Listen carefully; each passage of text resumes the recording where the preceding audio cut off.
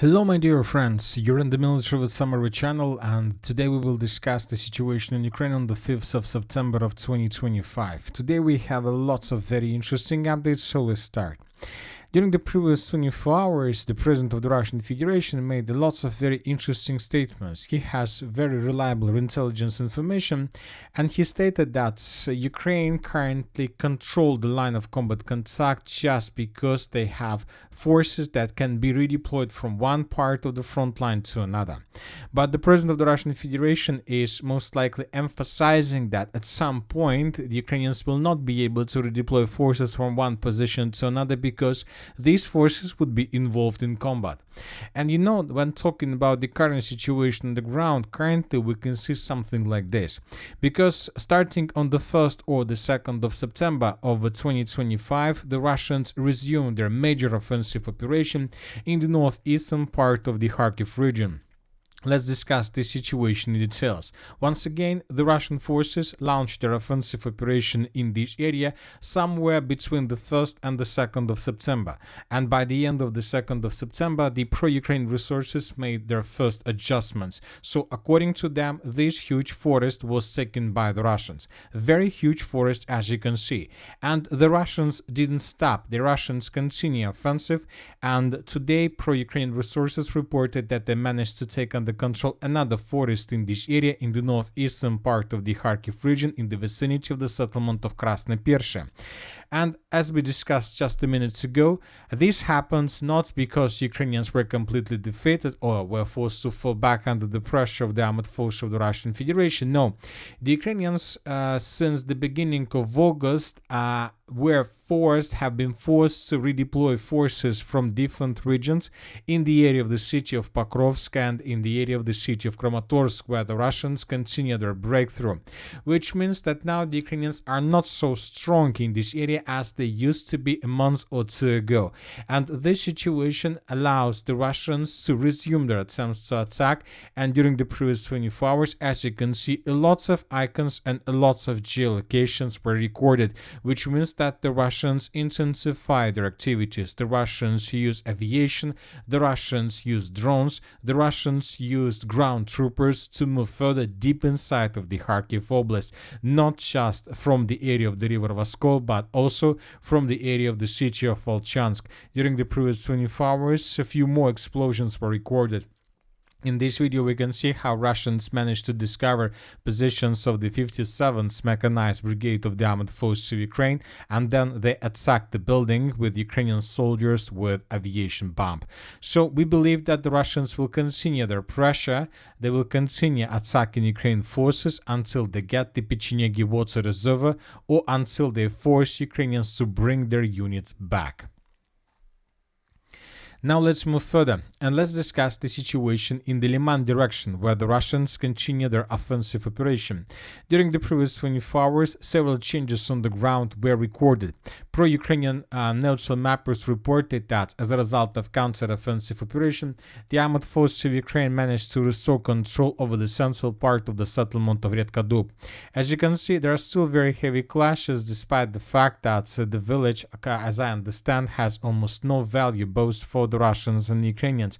But at the same time, the Ukrainians continue their counterattacks with the purpose to control this territory. So this is the situation by the end of the 4th of September of 2025, and this is the situation by the end of the 5th of September of 2025. At the same time, additional changes on the ground were recorded in the Liman direction. Ukrainian sources published this video where we can see how Ukrainians were attacking Russian soldiers that were moving from one position to another. There are lots of episodes how Ukrainians were attacking Russian soldiers that were moving from this tree line in the direction of this tree line. There were probably 3 or 5 episodes just during this video.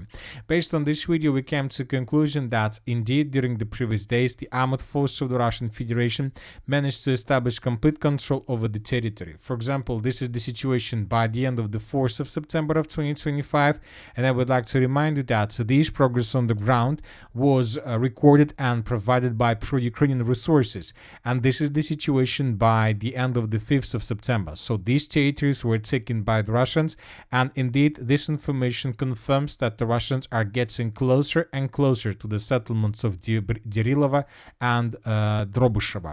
At the same time, we continue receiving updates of how Russians establish complete control over area between the villages of Stavki and Zarechny. The supply road is under complete Russian FPV drone control. During this video, we can see lots of episodes how Russians were attacking Ukrainian units. So it seems that the Russians are clearing this territory before the beginning another offensive operation in this direction. Now let's talk about the Seversk direction. During the previous 24 hours, as you can see, lots of icons, lots of events were geolocated.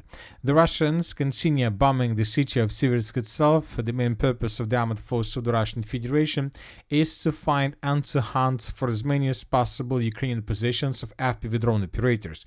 In this video, we can see the moment when Ukrainians launched several drones in the direction of Russian positions, but then they were discovered, of course. They revealed their own positions, and then the Russians began attacking them. So as for now, this is the primary target. By destroying Ukraine FPV drone positions, the Russians will be able to reduce losses during possible upcoming offensive operations in this area. Furthermore, the Russian focus is moving further and further behind the city of Seversk. In this video, we can see, let's say another kill zone most likely, or another control over supply line. Ukrainians were trying to bring forces, but the Russians attacked Ukrainians using FPV drones. The same story took place around the TO513 road. The Russians attacked Ukrainian positions deep inside of the territory of Ukraine behind the city of Seversk with Lancet system. As for this episode, according to information we have, the Russians destroyed another artillery system of the armed forces of Ukraine that Ukrainians used to attack Russian forces while they were moving to the east of the city. So more and more updates we are getting from this area, but still without changes on the ground. But we believe that in coming days, the Russians may launch their major offensive operation with the purpose to improve their positions, especially from the southern direction, from the south of the city of Seversk. Now we are moving to the Konstantinovka, Kramatorsk, Drushkovka direction. This area probably is the most important direction of the previous 24 hours. Today, the Minister of Defense of the Russian Federation reported that as a result of active and decisive actions by the units of the Southern Group of Forces, the Russians managed to establish complete control over the settlement by the name of Markove. So this village, according to the Minister of Defense of the Russian Federation, was taken by the end of the 5th of September. This is the situation on the ground according to the end of the 4th of September, and according to the report of the Minister of Defense, by the end of the 5th of September, we colored the village of Markove under complete Russian control. By the way, another important thing that I would like to point to attention, this village is very important, but there are lots of very interesting details about the situation around this village. So, and probably discussion of these details will give you additional updates and additional understanding of the situation to the north and to the northeast of the city of Konstantinovka, or to the southeast of the city of Kramatorsk. First of all, a very interesting situation around the settlement of Novomarkova. If you take a look at maps of different mappers, you will not be able to see that the village of Novomarkova, let's say, is colored. So, telling the truth, probably we are the only mappers who colored the village of Novomarkova under complete Russian control. Why did we do this? First of all, and the most important, that is during March of 2025, more precisely on the 14th of March of 2025, the Minister of Defense of the Russian Federation reported that the Russians established complete control over the settlement of Novomarkova. So probably almost 6 months ago, the Russians established control over the village of Novomarkova, and almost half a year ago, we colored this area as an area under complete Russian control. So this is the first very important detail about Russian progress on the ground on this side of the Seversky Donetsk Canal. Another important detail about the villages of Novomarkovo, Markova, Maiska, and Fedorovka we can find during the report that was published by the Chief of General Staff of the Armed Forces of the Russian Federation. I would like to remind you that on the 30th of August, the Chief of General Staff of the Russian Federation, Valery Gerasimov, revealed the map of this direction. And when talking about this map, this area, this pocket is the most important one, because this is exactly the area where the village of Novomarkova and Markova are located. And we discussed this map several days ago during this report, when this report was provided by Valery Gerasimov. And several days ago, I pointed your attention that there are three pockets of resistance of the armed forces of Ukraine. This is the first one. This pocket is semi-encircled. This pocket and this pocket were encircled by the Russians by the time when Valery Gerasimov was making his report. And when talking about this left pockets, a corner pocket, edge pocket, this is exactly the village of Novomarkova that was taken by the Russians today. So now let's return back to our map, and let's once again draw changes and the line of combat contact provided us by the Chief of General Staff on this map, and we will better understand the situation that most likely currently is taking place. So once again, according to Valery Gerasimov, by the end of the 30th of August of 2025, the armed forces of the Russian Federation established complete control over these territories. The village of Fedorovka by the end of the 30th of August of 2025 was encircled by the Russians. The village of Markova was also encircled by the Russians, and the village of Maiska was half encircled by the armed forces of the Russian Federation.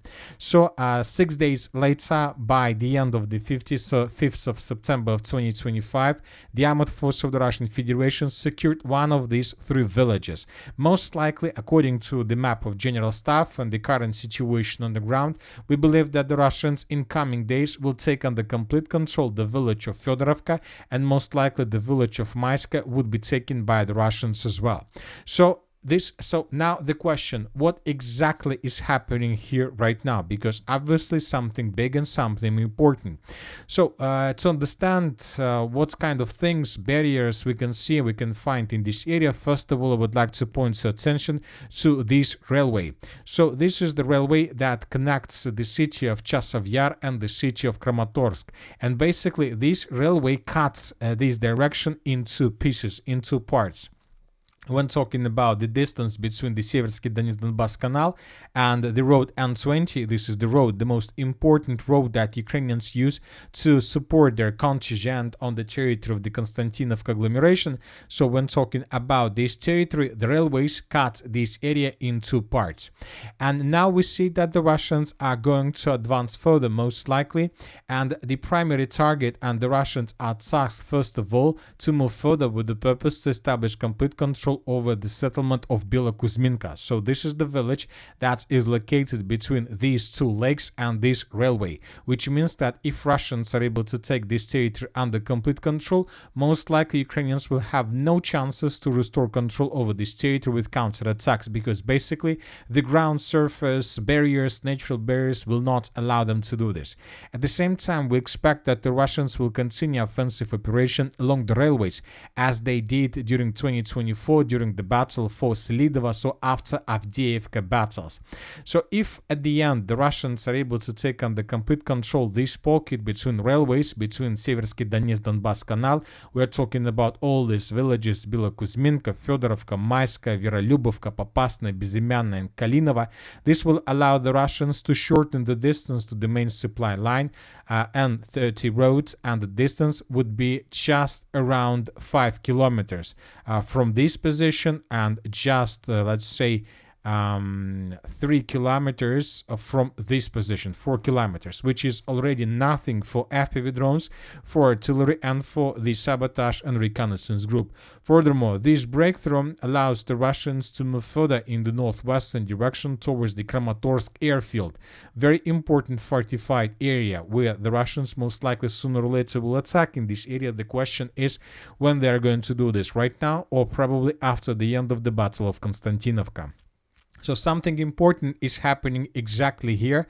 Furthermore, during the previous 24 hours, several neutral mappers and pro-Western resources reported that first sabotage and reconnaissance group of the armored forces of the Russian Federation answered the settlement of Pleshchevka, which means that they managed to cross the river of Seversk, Krivoy Tarets, and to cross railways in this area. Furthermore, according to information we have and according to the same resource, the Russians managed to infiltrate through Ukrainian positions and to answer the southeastern part of the city of Konstantinovka. We're talking about this residential area. So as for now, the Ukrainians, the pro-Western resources are saying that most likely it's nothing. They're trying to tell us that it's just a sabotage and reconnaissance group that managed to enter both villages, both territories, and most likely, according to the pro-Western resources, both infiltrated groups would be destroyed in coming hours by the armored forces of Ukraine. This is from the first side, but from the other side, this is a very, very, very strange and very, very difficult, very, very loud signal from Ukrainian side that currently they don't have probably monolith defense belt in this area. And if first sabotage and reconnaissance group of the armored forces of the Russian Federation entered the villages of Pleshchevka and the southeastern duchies of the city of Konstantinovka, this means that it's just the beginning, and most likely in coming days and hours we're going to receive more and more updates of the type. Furthermore, several reliable pro-Russian resources reported that they managed to tighten the news around Ukrainian positions on the territory of this huge forest. It seems that Ukrainians are going to retreat from this area, from the entire southeastern part of the Konstantinovka direction, in coming days or even maybe hours. So, once again, summarizing everything, the situation for the armored forces of Ukraine to the south, to the southeast, to the east, and to the northeast of the city of Konstantinovka is becoming critical, without any chances for the armored forces of Ukraine to restore control over this territory and to restore probably the level of defense belt that we used to see in this area during the battle for the city of Chasiv Yar. So it seems that after the fall of the city of Chasiv Yar, everything started crumbling much faster. Now let's talk about the Pokrovsk agglomeration. During the previous 24 hours, additional changes on the ground were recorded. The Russians managed to restore control at least over the central and the eastern part of the settlement of Vilna. We came to this conclusion based on this video that was published by Ukrainian sources. Here we can see how Ukrainians were dropping bombs on positions of the armored forces of the Russian Federation on the territory of the settlement, and based on this video we have adjusted this part of the settlement. Furthermore, we believe that Ukrainians managed to restore complete control over the railways between the village of Rodinskaya and Dorozhnya. We came to this conclusion based on the video that was published by 425th Separate Assault Regiment Skala. Here we can see how Ukrainians were attacking Russians, and according to this video, up to 10 or maybe more Russian soldiers were captured in these 3 points. As for the Pokrovsk agglomeration itself, currently there are very heavy clashes between Russian and Ukrainian army, but another day almost without any changes on the ground. The Russians, to suppress Ukrainian positions and to pin down Ukrainians and to reduce Ukrainian forces in this area, use the most important and the most powerful FPV drone group. We are talking about Rubicon forces. They published every single day dozens of episodes of how they attack Ukrainian positions on the territory of agglomeration. As for the city of Pokrovsk, during the previous 24 hours, the Russians improved their positions in the central and the southwestern part of the settlement. This report was published by neutral mappers. As for the end of the 5th of September, we still haven't received anything that can confirm the presence of the Russian Federation in the territory of the city of Pokrovsk in its central part. During the previous 24 hours, the Russians resumed their offensive operation in the area of the village of Novopavlovka. Several very reliable pro-Russian resources reported that trenches, strongholds and tree lines between the villages of Goryokhova, Troitska, Kotlarovka and the settlement of Novopavlovka were taken by the Russians. The Russians took under control several tree lines and are moving further. Furthermore, I would like to remind you that during the previous days, very heavy clashes were recorded around the settlement of Muravka. If you remember, 2 days ago we got the video how Russians were suggesting Ukrainians to surrender. They were dropping them these lists where Ukrainians can find short instruction how to surrender. And right after this video, the Russians began their assault operation. Furthermore, we have lots of videos in this area from the village of Filia. Now the Russians are trying to secure the forest to the north of the settlement, which means that they're preparing this foothold before possible offensive operation as well in the direction of the settlement of Novopavlovka. It seems that before moving further in the direction of Zaporizhzhia, deep inside of the Dnipro region, the Russians decided to maintain and to shorten the lines between the settlement of Udachne, Novopavlovka and the settlement of Kamar. So this part of Donetsk and Dnipro regions, the Russians are tasked to take in coming months. As for the Zaporizhzhia direction, the Russians continue their offensive operation. As for the previous 24 hours, we haven't received almost anything about this area. We continue receiving more and more updates from the Orekhov direction. The Ukrainian sources and pro-Russian resources report that almost every single day the Russians are carrying out another offensive operation with the purpose to test Ukrainian defense. Ukrainians of 65th Mechanized Brigade repel this attack, and then everything repeats from the beginning. So currently the Russians, probably this direction is the most active at the same level with the Konstantinovka and the Pokrovsk direction. Most likely in coming days we're going to receive first changes on the ground. And most likely the Russians are about to resume their offensive operation in the western Zaporizhzhia direction. As for this area, we have another video how Russians began bombing and attacking the settlement of Stepnogorsk with multiple launch rocket systems, and these attacks first of all reminds us that something like artillery preparation has begun. And that's it for today. Military Summary channel reminds we condemn any violence in the world. Thank you for watching, subscribe to my channel, put your likes, join my Patreon, and have a good day. Bye bye.